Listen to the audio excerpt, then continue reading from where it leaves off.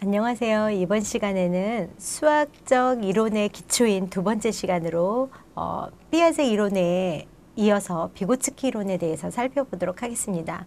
비고츠키는 러시아 태생으로 피아제와 동시대에 태어났으나 폐결핵으로 37세에 요절한 불운한 그런 학자입니다. 피아제와 같이 인지발달 이론, 그러니까 인지는 어떻게 발달하는지에 대한 이론을 펼쳤는데 피아제와 좀 다른 내용으로 구성이 되어 있는데 그 내용에 대해서 한번 살펴보도록 하겠습니다. 피아제와 마찬가지로 인지의 발생과 그리고 발달에 대해서 관심을 가지고 있었고요. 피아제가 아동 스스로 세계에 대한 이해를 구성해 나간다라고 생각했던 것과는 달리 비고츠키는 아동이 타인과의 사회적인 상호작용을 통해서 세상에 대한 이해를 공동 구성해 나간다는 사회 문화적인 관점으로 접근하였습니다. 그래서 이 비고츠키 이론을 사회 문화적인 인지 발달 이론가라고도 이야기를 합니다. 비고츠키는 지식의 공동 구성 과정에서 관심을 두고 그의 이론을 설명할 때 근접 발달 영역과 비계 설정에 대한 그런 개념들을 사용하면서 인지 발달에 대한 설명을 제시하였습니다. 피아제가 어떤 도식과 조절과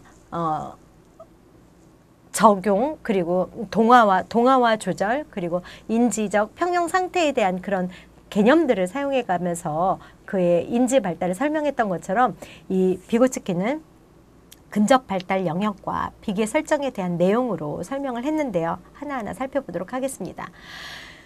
비고츠키는 아동이 지식이 채워지기를 기다리는 항아리와 같은 수동적인 존재가 아니라 아동들이 학습하기 위해서 적극적으로 인지적인 노력을 한다라는 자발적인 아동으로 표현하고 있습니다.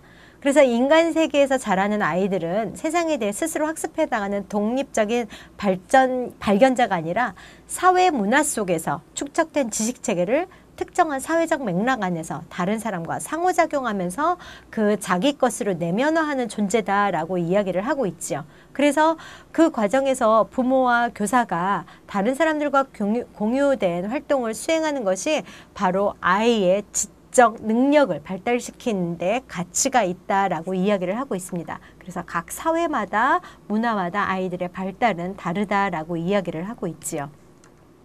비고츠키가 말하는 사회문화적 맥락은 크게 두 가지 수준으로 나누어서 설명해 볼 수가 있습니다.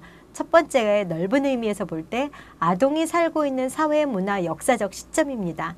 컴퓨터와 계산기, 텔레비전과 같은 문명지향적인 사회에서 태어난 아동들은 그렇지 않은 문화에 태어난 아이들보다 다른 방향으로 사고한다라는 것, 그리고 그 사고를 발달시켜 나간다라고 강조하고 있고요.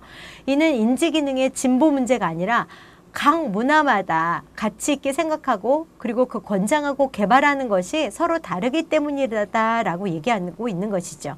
그러니까 저기 미개한 나라에서 태어난 아이와 우리나라에서 태어나서 이렇게 배우고 있는 아이들이 인지적으로 차이 나는 것이 아니라 사회 문화적으로 어떤 걸 중요시하고 어떻게 가르치냐는 방식에 따라서 아이들의 인지 발달이 달라지고 있다라는 것을 강조하고 있다는 것이죠.